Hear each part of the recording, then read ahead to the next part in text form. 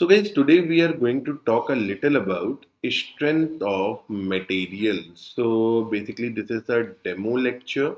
So I'll be telling you briefly about this subject of strength of materials. So who am I? I am Dr. Uma Shankar Tripathi and I am a PhD from Indian Institute of Technology, Roorkee.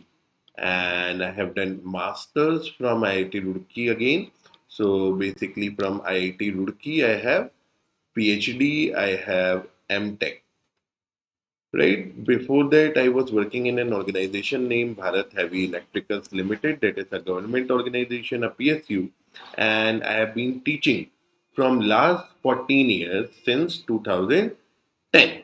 So this is a brief introduction about myself. Now talking about this subject, so this is basically in this session I'll try to give you some overview of this subject. That what is this subject? What do we talk about in this particular subject? So let us suppose we have a body, right? Now on this body, when I apply a load, when I apply some kind of a load, basically due to this load, this body will have some displacement, right? This is something that is known as rigid body mechanics. Rigid body mechanics, right? So there is one subject that is engineering mechanics in which you are going to deal with all these things, right? So when the load is applied on this body, it shows some sort of displacement. Now from displacement, you can have the velocity, you can have the acceleration, then you can put Newton's second law, that is F is equal to ma. So this comes under the classic mechanics, right? Now talking about this subject or the scope of this subject, so basically in this subject of strength of material, what ultimately we are interested into and what is our interest. So basically in this, firstly we talk about the equilibrium problems and particularly static equilibrium problems. That means the summation of forces in horizontal, summation of force in vertical, summation of moment is going to be zero, right? Like in this question or in this statement, you can see that two loads are acting equal and opposite to each other in horizontal direction. So that makes the net force on this particular body as zero. That makes the net force on this particular body as zero, right? Okay. Now, now, in this subject, what we talk about. So, in this subject, ultimately or particularly, we talk about the effect of the load. Effect of load on deformable body. On deformable bodies. So, in classic mechanics, we do not talk about the deflection part or the deformation part. Basically, we talk about the rigid body which cannot be deformed. What are the rigid bodies? When a load is applied on a body and it basically shows the displacement, it do not deform. That is what we call as the rigid body. Now, in the subject of strength of material, we will be talking about the load and the effect of it on deformable body. So ultimately, in this subject, what we are interested in finding out, we are interested in finding out two things. Okay, prima facie or primarily two things is stress and deflection. The whole subject, the whole subject is about finding these two things. One is stress and one is deflection. Right now, in this subject, in this very subject, basically we talk about several types of load. We talk about several types of load. Now, I may ask you a question that what are the different types of load? What are the different types of load that you know, right? How would you classify the load? So load are classified, loads I must say are classified with respect to time, right? With respect to direction from cross section, with respect to direction from cross section, and with respect to distribution. Okay, with respect to distribution. These are three broad ways in which a load can be classified. So, with respect to time, a load can be static. With respect to time, a load can be dynamic. Now, when I say we have a static load, the static load is particularly of two kinds. One is dead load. Okay, the one is the dead load, right? And the other is gradually applied load. Gradually applied load. Whereas when I talk about the dynamic loading, so dynamic basically there are two types. One is impact and the other is fatigue. Impact and fatigue load. Okay? Impact and fatigue load. Now, with respect to direction from the cross section, with respect to the direction from the cross section, I can classify the loads as normal and the load as shear. Right. Now, normal can be further classified as axial and eccentric axial. Axial and eccentric axial. Shear can be classified as transverse shear load and eccentric transverse shear load. Eccentric transverse shear load. Whereas with respect to axial and eccentric axial can be further classified into tensile and compressive. Tensile and compressive. Right. Now, with respect to distribution, if I classify the load, I have concentrated load, right, in which I can say we have point load and point that is concentrated moments. Concentrated moments, right? Whereas in the distribution, in the other one that is the distributed, I can say we have UDL. Okay, I have UDL, we have UVL, right? I think you cannot see what I'm writing here. I'll just do this. Uniformly varying load, uniformly distributed moment, uniformly varying moment. So basically, these are the loads. These are the loads we will be talking about in this very subject of strength of material, right? The whole structure of this subject, right? See, when we are reading for the competitive examination, we have to be very smart while we study. In strength of material, what happened that we start reading the subject chapter by chapter. So simple stress and strain, then bending, then torsion, principal stress, SFD, BMD. Actually, those every chapter every chapter is basically describing the effect of any certain kind of a load, right? Like, for example, if I say that the first chapter is simple stress and strain, this is how it goes. So, the first chapter is simple stress and strain. Now, in this chapter, basically, what we do, we analyze. What we do, we analyze the axial load, right? We analyze the axial load, right? So in axial load, when I say it is primarily a normal load, right? So the whole chapter describes the axial load, right?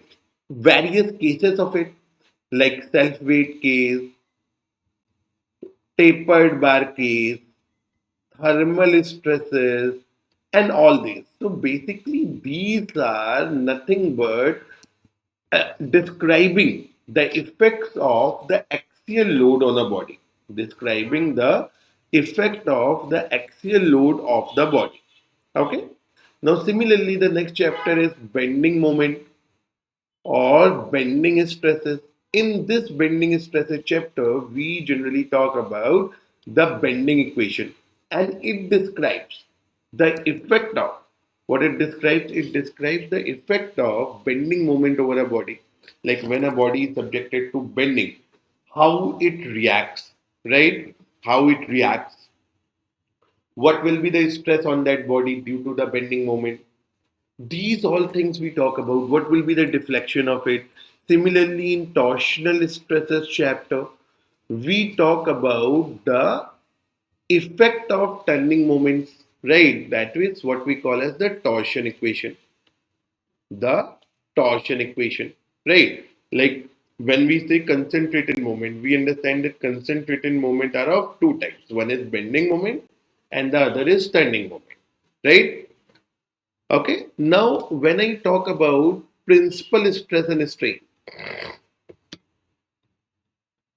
principal stress and strain, in this, we basically combine axial load, shear force, bending moment, turning moment, etc., and then see their effects. We talk about very famous chapter SFD and BMD. Here we talk about the shear forces.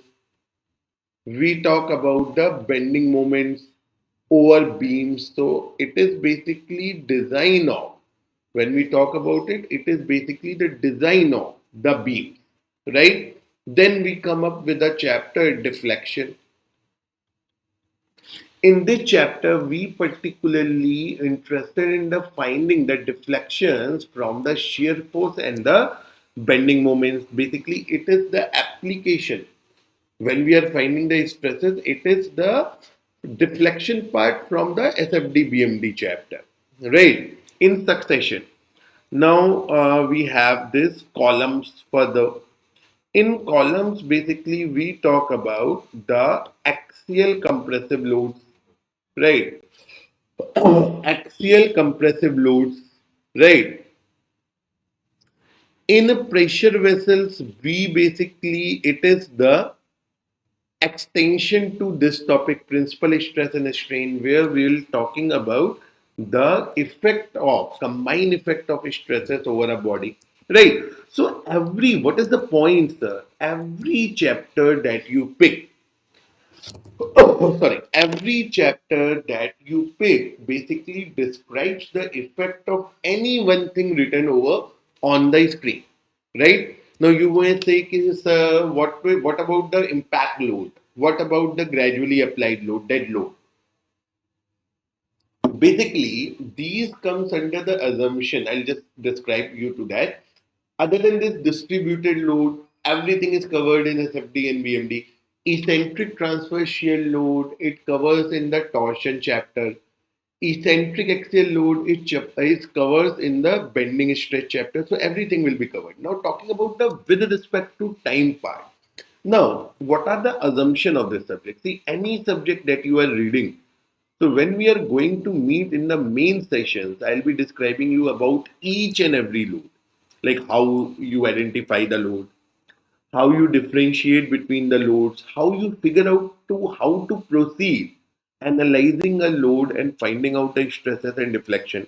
Right. Now, if I talk about the assumptions of this subject, what are the assumptions? The first assumption is load is static. The first assumption says the load is static. The second assumption is Hooke's law is valid. Hooke's law is valid. Okay. The third assumption is bar is prismatic.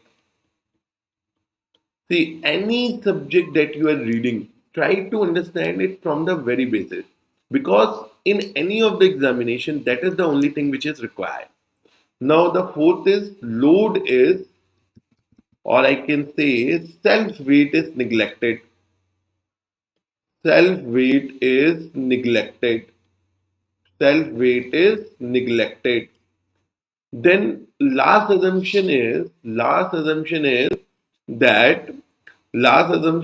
that the load is static, Hooke's law is valid, bar is prismatic, self weight is neglected, and and we have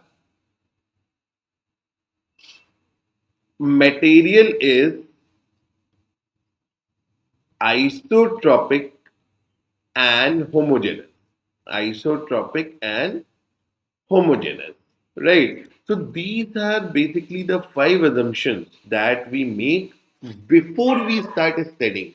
any of the chapter that you have seen before, right? Because to understand the effect of the loads, we need to understand under what boundaries we are reading the subject. Now, when I say load is static, what do we mean by the load being static? So, the load being static means that it do not change. It do not change with respect to time, right? The load which do not change with respect to time, right? So when we say in the subject, that initially the load is static, so any load that we talk about, like for example, if I ask you, every one of you must have seen this, right? Now, many of you must be thinking that this is a cantilever beam. So, no. Right now, since the load I haven't made, you cannot say that it is a cantilever beam or what. You cannot say it is a cantilever beam or what. See, when you say a beam, a column, a vessel, anything, that basically depends upon the type of load it carries. Now, if I make a load like this, now you can call it a cantilever beam. Okay, because beam is something which is subjected to the shear loads or bending moments during their functionality. Now, all of you must have seen this figure before. All of you must have seen this figure before. No one of you must have not seen this figure. Now, never in ever in any question it is stated that this is static or dynamic. By default, we are assuming that the load is static. By default, we do not consider the weight of the beam because that is in the assumption that self weight is neglected. Right? Now, talking briefly about Hooke's law. What is Hooke's law? What is Hooke's law? So when I say the Hooke's law basically corresponding stress,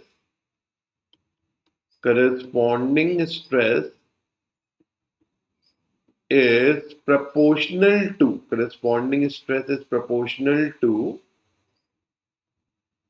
corresponding strain. Corresponding stress is proportional to corresponding strain. Remember, within the limit of proportionality, within the limit of proportionality, right? Within the limit of proportionality, right? So corresponding stress is proportional to corresponding strain within the limit of proportionality. Now, many students say limit of elasticity. No, it is under limit of proportionality. So when we talk about the Hooke's law, basically corresponding stress is proportional to corresponding strain. That means normal stress is proportional to normal strain. Shear stress is proportional to shear strain, and volumetric stress is proportional to volumetric strain, and remember within the limit of elasticity, right? So when I say this E, that is Young's modulus, right? What we call it, Young's modulus or modulus of rigidity. Sorry, modulus of elasticity. When we have the G, we call it shear modulus or modulus of rigidity, and K is bulk modulus, right? All these E, G, K, and further Poisson ratio represents the elastic constants to describe the property of any material, right? If I ask you one question, let's suppose we have two things. Let's suppose two pens I am having. One is steel, one is aluminium.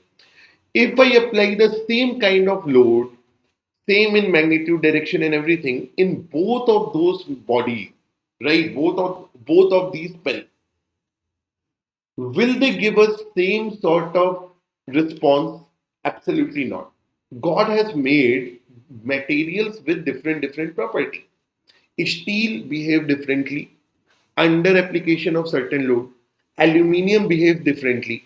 Now this E, G, K and Poisson ratio further will describe under any particular kind of load how a material or a component made up of that material would respond. would respond, right? So that is your Hooke's law. Okay.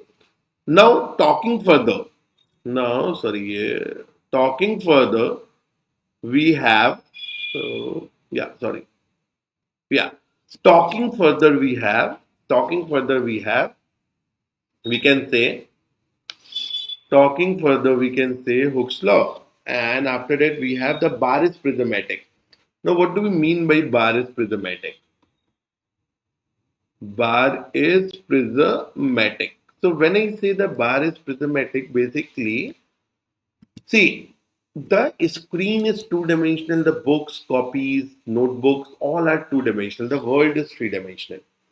So what we try to do, we try to understand the things which actually are in three dimension, but we have to draw them in two dimension or understand them in two dimension.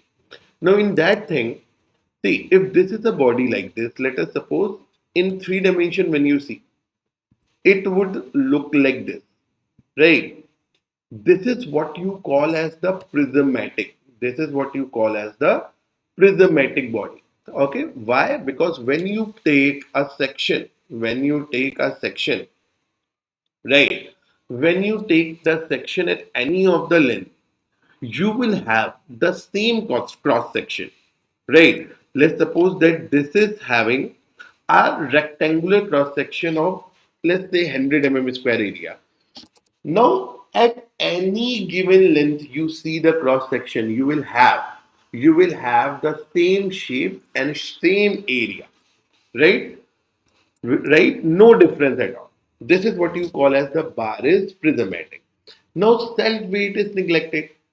That means what? Self weight is neglected. That means that when you are dealing with a particular thing, you, while calculating the stress, while calculating the elongation or deformation, you only consider the weight acting external to that or the weight acting from external on that particular body. You don't consider the weight of that body itself. Understood? This is what we call as the self weight is neglected. Right? Now, when we meet actually for the whole subject, see, this is just a small, brief demo of the subject that what we are actually going to talk about in that subject. In half an hour, 30 minutes, 40 minutes, it is impossible to cover every aspect or for that matter, even 1% of the subject, I must say.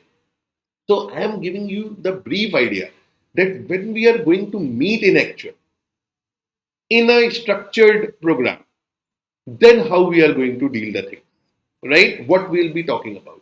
So assumption says self-weight is neglected, but when we meet, we will see that even if self-weight is not neglected, how we can deal with that. And so many questions are getting asked in this from many examination in public service commissions mostly. Right? We'll be talking about it when we meet particularly. Now the last thing that I want to tell you about is material is isotropic and homogeneous. What do we mean by material being isotropic and homogeneous? Isotropic and homogeneous. Now, when I say that isotropic and homogeneous, so when I say homogeneous, people or students start thinking about the homogeneous of chemistry. The homogeneous of chemistry. What is the homogeneous of chemistry? The chemical composition is same, sir. Here we are not interested in that definition, right? In strength of material, what is the meaning of homogeneous? It means, let us suppose we have a material, right? Now, on this material, if I see in any given direction, if I fix the direction, if I see a particular direction, now in a given direction, when I see, if in a given direction I can see that the elastic property remain constant. So, what is the homogeneous? When elastic properties do not change, when elastic properties do not change with location, okay, when elastic properties do not change with location, or we can say elastic properties elastic properties in a given direction, in a given direction, in a given direction, elastic properties in a given direction same remain same throughout, remain same throughout. I hope it is fine to everyone. Now, if I change, now in this, if I change the direction, let us say that I have changed the direction now. Now, when I change the direction, the elastic property will certainly change. The elastic property will certainly change. But the elastic property that is changed now will remain same in that direction no matter at whatever point you see. Right? No matter in whatever point you see, the elastic property will remain same. Right? Now talking about the isotropic material. Now when I talk about the isotropic material, at some point when I see at some point when I see the at some point when I see the elastic properties are independent of direction, right? At a point, at a point, elastic properties are independent, are independent of direction. Understood? At a point, the elastic properties are independent of direction. Right? Now, here when I see, right, at a point when you see, you will find that elastic property is independent of direction. That means in all the direction at that point. Remember the keywords at a point, here in a direction, right? Fixing a point you see in any direction, elastic property do not change. That refers to the isotropic material. If the point is changed, elastic property will change. If the point is changed, elastic properties change, and the change elastic property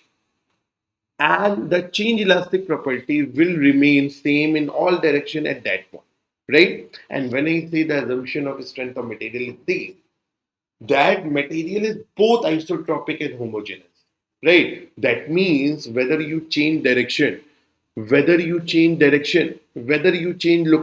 your elastic property constant remain constant, right? But when we meet, we will see that if at all, this assumption is also sacrificed, how to deal with the problem, and that is the thing that is asked in PSC, right? So the important thing is, I would like to conclude now. The important thing is that when we are going to meet in the main sessions, in the structured program, right?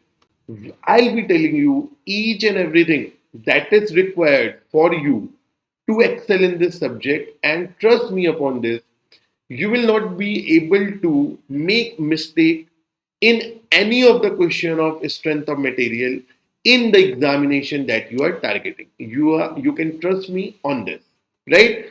And with this note, I am hoping to see you in the main classes. So with this, thank you very much and have a good day.